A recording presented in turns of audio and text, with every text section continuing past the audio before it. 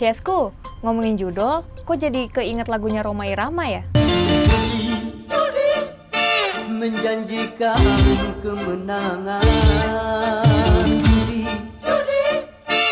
menjanjikan.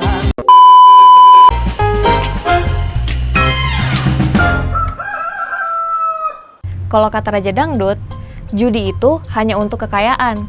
Kemenangan hanyalah awal kekalahan. Kalau dilihat dari sejarahnya nih, judi sudah ada sejak zaman batu. Tapi, judi baru marak terjadi pada milenium pertama, terutama di Cina. Judi itu semacam lotre dan domino.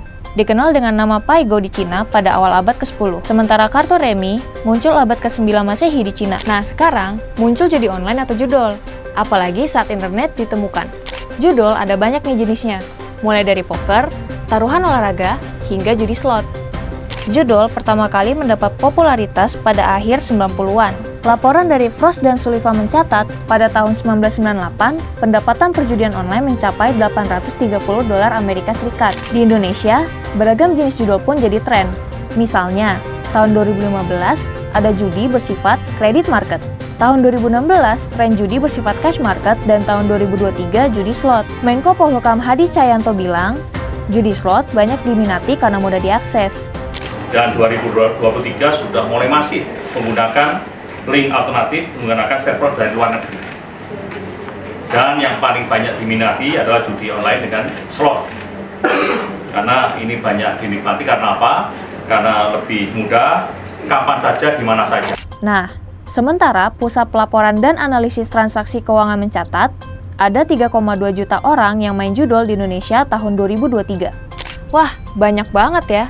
Perputaran uangnya pun mencapai 327 triliun rupiah loh. Bahkan, pada 3 bulan pertama tahun 2024, perputaran uang judol mencapai 100 triliun rupiah. Tapi, tahu nggak sih? Gara-gara judol, nggak sedikit orang yang bunuh diri. Judol ternyata merusak psikologis dan fisik. Menurut Timothy Fong, psikiatri dari Amerika Serikat, orang dengan kecanduan judi kemungkinan besar punya masalah kesehatan terkait stres, kurang tidur, atau masalah jantung. Bukan cuma hiburan, perjudian juga dianggap sebagai obat mengatasi stres. Selain itu, kecanduan judol juga bisa bikin tingkat ekonomi seseorang menurun drastis. Apalagi, kalau kalah terus, mereka akan menghalalkan segala cara untuk mendapatkan uang untuk judi lagi. Nah, karena bahaya yang disebabkan oleh judi, pemerintah nggak kalah diam. Pada 30 Desember 2023, Kemenkominfo menghapus hampir 1 juta konten judol di internet. Selain itu, Menko Polhukam juga membuat satgas sekaligus memblokir rekening judol. Sebetulnya, di Indonesia, judol udah dilarang di UU ITE pasal 27 ayat 2. Selain itu, perjudian juga diatur dalam KUHP pasal 303. Tapi, sampai sekarang, masih aja tuh banyak iklan-iklan atau situs judol ditemukan. Bahkan, artis-artis pun di-endorse untuk ngepromosin judol. Nah, ini yang bikin netizen resah. Tapi, kalau kalian resah juga nggak sama judol?